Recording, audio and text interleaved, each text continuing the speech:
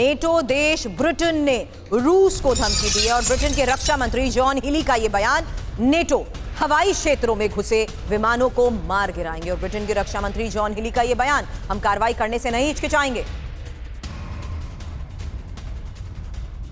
जो बात मनीष ने जिक्र की कि एक एयर स्पेस में उल्लंघन होते ही सिचुएशन एग्रीवेट होकर इग्नाइट हो सकती है। ऐसे में रूस ब्रिटेन की दुश्मनी का क्या नया अध्याय, क्योंकि नेटो के सबसे बड़े देशों में से एक ब्रिटेन और रूस, नेटो की तनातनी में ही ब्रिटेन की अहम भागीदारी भी है। हालांकि रूस पर कड़ा एक्शन लेने के समर्थन में ब्रिटेन है और ब्रिटेन यूक्रेन को सबसे ज्यादा हथियार देने वालों में भी शामिल है। अब नेटो को टारगेट करने के लिए पुतिन ब्रिटेन से शुरुआत भी कर सकते हैं।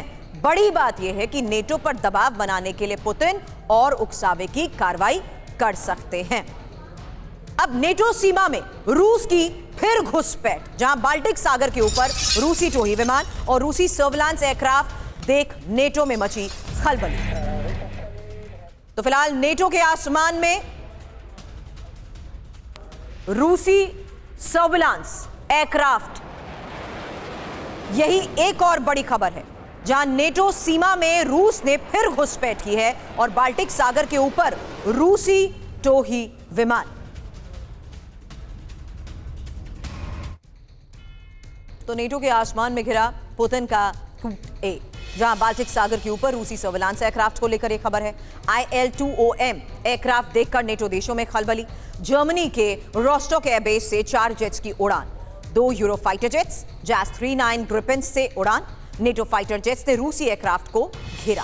हालांकि रूसी IL-20M A की खासियत, जो कि दुनिया की एडवांस जासूसी एयरक्राफ्ट में से एक है, एयरक्राफ्ट 4 टर्बो जेट इंजन से लैस है और स्पेशल इलेक्ट्रॉनिक इंटेलिजेंस सिस्टम भी है। एयरबोर्न रडार सिस्टम से ये लैस है। विमान के अंदर रेडियो सर्विलांस स्टेशंस हैं और विमान में हाई रेजोल्यूशन वाले कैमरास लगे होते हैं। अब रूस पर यूक्रेन के ड्रोन अटैक की तस्वीर। दक्षिण रूस के क्रास्नोदार में ड्रोन हमले को लेकर खबर, जहां रूस का दावा यह कि यूक्रेनी ड्रोन को मार गिराया गया।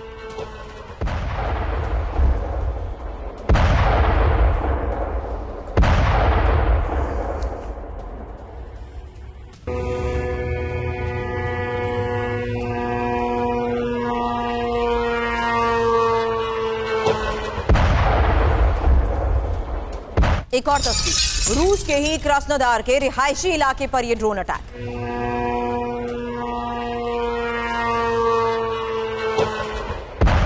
ड्रोन हमलों में कई घरों को नुकसान पहुंचा। ड्रोन अटैक के बाद एयर डिफेंस सिस्टम एक्टिव